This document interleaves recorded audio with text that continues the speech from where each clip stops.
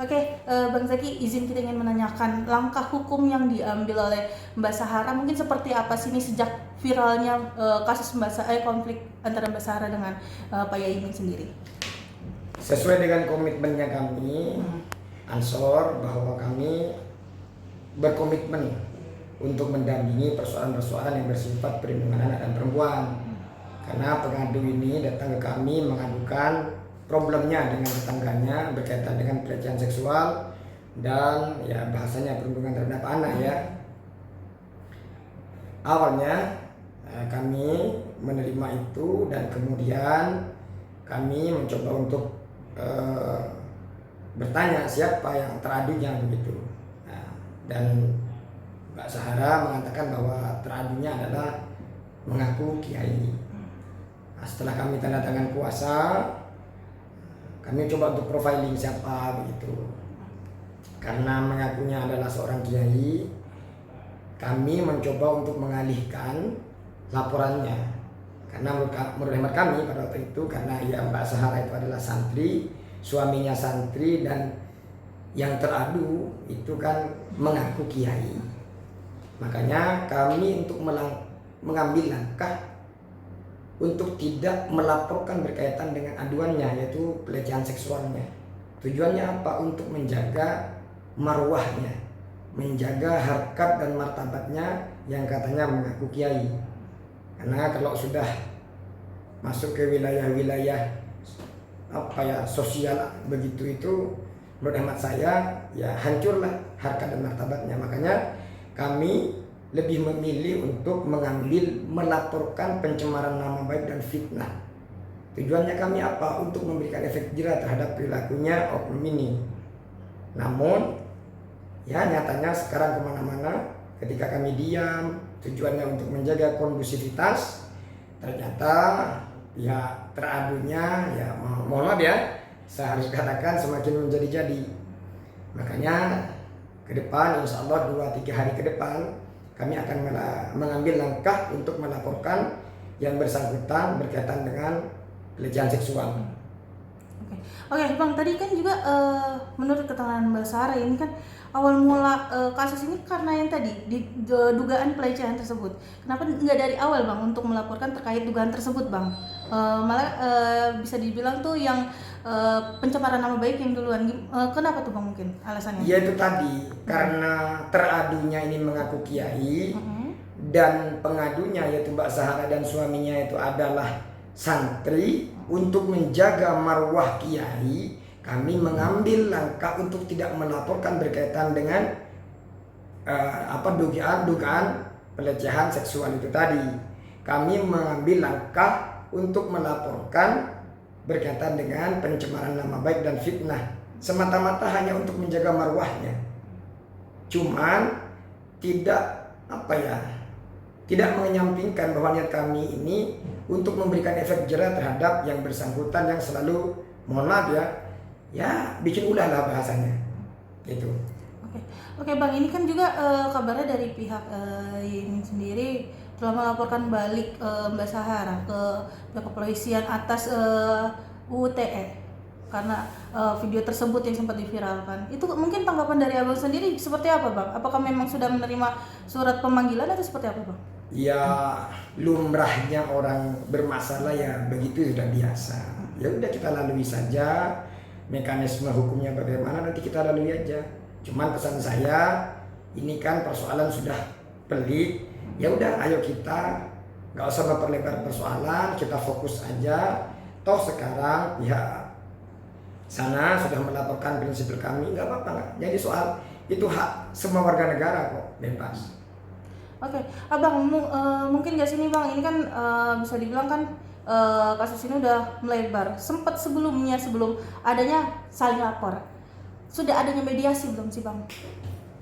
Ini saya cerita, ketika prinsipal kami datang sama kami, prinsipal kami sudah mengatakan bahwa ada proses mediasi dan bersepakat dengan perangkat RT untuk tidak mengupdate apapun di sosial media untuk menjaga kondusivitas.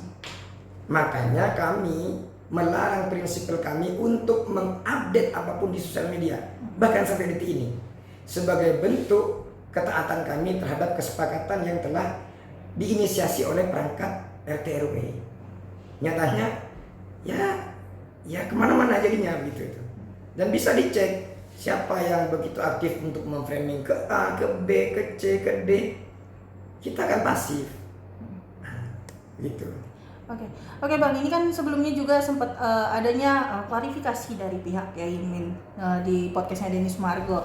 Dan yang kita ketahui bahwa Mbak Sarah juga diundang untuk klarifikasi juga ya, untuk menjelaskan, tetapi tidak ditayangkan oleh Densu karena menimbulkan pro kontra di antara netizen. Abang sendiri mungkin menilainya seperti apa nih Bang? Sebenarnya itu bukan untuk mengklarifikasi, tapi Bang Densu memposisikan diri menjadi orang yang objektif, bahwa media itu harus berimbang. Ketika seseorang diundang, maka pihak lain itu harus diberikan hak jawab. Itu kan prinsip dalam media kan. Media ini kan harus berimbang. Jadi kalau yang satunya diundang, atau bahasanya sebenarnya bukan diundang, meminta untuk diundang. Sementara kami diundang untuk diberikan hak jawab. Persoalan saat ini tidak tayang, ya jangan tanyakan sama saya, tanyakan sama Bang Densu. Cuman bagi kami prinsipnya ya, kami menghormati apapun keputusan yang diambil oleh Bang Densu, mau dia menayangkan, mau tidak menayangkan, kami hormati. Kami tidak memaksakan itu. Kami tidak memaksakan. Kami ini tidak gila orang harus tidak. Kami yakin bahwa bukti yang kami miliki sudah cukup nanti untuk dijadikan dasar membuktikan bahwa apa yang dilakukan patut dilakukan ya oleh seseorang yang mengaku kiai ini ya benar adanya. Oke Abang, ini kan awal mula video tersebut yang bisa dibilang viral tersebut itu kan banyak netizen yang cukup simpati dengan Mbak Sahara, tetapi hingga saat ini malah berbanding terbalik nih Bang, bahkan netizen menyerang Mbak Sahara sendiri. Mungkin dari Abang sendiri mungkin seperti apa nih Bang? Ya memang ketika prinsipal kami datang, kami melihat video-videonya, ya saya sebagai penasihat hukumnya sempat menegur dan mengingatkan bahwa perilaku demikian itu tidak dapat dibenarkan secara etika. Makanya kami meminta prinsipal kami untuk tidak lagi melakukan itu, dan prinsipal kami sudah mengakui kesalahannya dan meminta maaf. Persoalan saat ini terbalik ya saya juga nggak tahu kenapa demikian. Cuman pada prinsipnya saya hanya berpegang teguh pada kebohongan. Anggaplah kejahatan atau kebohongan itu tidak akan pernah sempurna untuk disembunyikan. Kebenaran akan menemukan jalannya untuk membersihkan kebohongan itu. Itu aja. Oke Bang, dengan adanya juga dugaan persekusi terhadap Yaimin dan juga adanya dugaan santet sendiri, Abang sendiri mungkin melihatnya seperti apa sih Bang? Ya mbaknya kan sudah melihat sendiri itu video-videonya, apa sih persekusi itu. Kita nggak tahu yang mana yang dimaksud persekusi.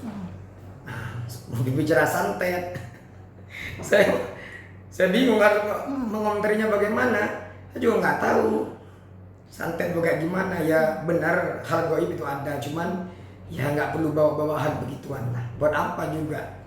Ya udahlah, kita fokus. Kalau memang masalah ini pengen diselesaikan, ayo kita selesaikan. Entah selesainya apa, mediasi, jalur kekeluargaan, musyawarah, dengan catatan bahwa yang bersangkutan ini berhenti untuk melakukan hal-hal begitu. Ya kalau memang itu tidak mau ditempuh, mau ngambil jalur hukum, monggo. Ya hentikanlah membawa framing hal yang tidak manfaatnya dengan hal-hal ya semacam santet, tidak ada manfaatnya. Oke Bang, mungkin ini kan bisa dibilang berita sudah viral dan juga banyak opini buruk kepada Mbak Sarah. Mungkin hingga saat ini Mbak Sarah mungkin sempat mendapatkan teror atau segala macam nggak sih Bang mungkin? Saya kalau sama Mbak Sahara secara langsung saya tidak tahu, mestinya ada ya.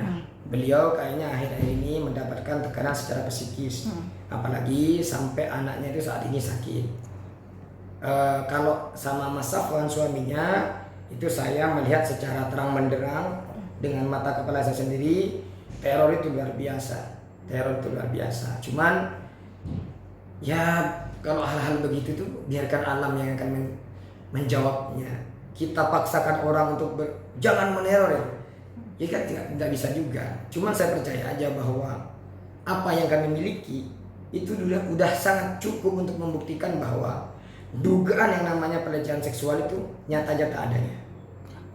Oke, berarti hingga saat ini belum ada kayak pertemuan antara Mbak Sahara dengan pihaknya pihaknya Yaimin atau enggak antar lawyer to lawyer gitu, berarti belum ada ya Bang ya? Kami beberapa kali diundang oleh pihak terkait. Kami datang sebagai bentuk takdim terhadap sebagai bentuk kooperatif. Nyata-nyata yang dari sana nggak pernah hadir. Ya silakan publik menilai itu. Oke Bang, mungkin yang terakhir Bang, apa sih Bang yang ingin Abang sampaikan untuk pihak Yaimin sendiri? Apa ya? Mbak Sahara ini santri, suaminya santri. Ya, Yaimin mengaku kiai. Santri dan profesi kiai itu adalah profesi yang mulia. Maka untuk itu, mari satu sama lain menunjukkan sikap selayaknya. Mestinya kan kiai itu kan memberikan teladan yang baik, memberikan contoh perilaku yang baik. Karena apa? Katanya ulama itu warisatul anbiya. Nabi yang mana sih yang mempertontonkan perilaku demikian? Ya Mbak kan bisa menilai di media, di TikTok. Katanya kan begitu. Al ulama warisatul anbiya. Nabi yang mana yang mempertontonkan perilaku begitu? Publik bisa menilai itu.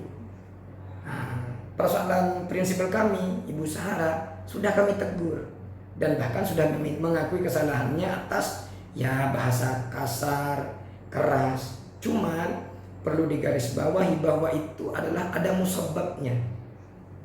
Itu.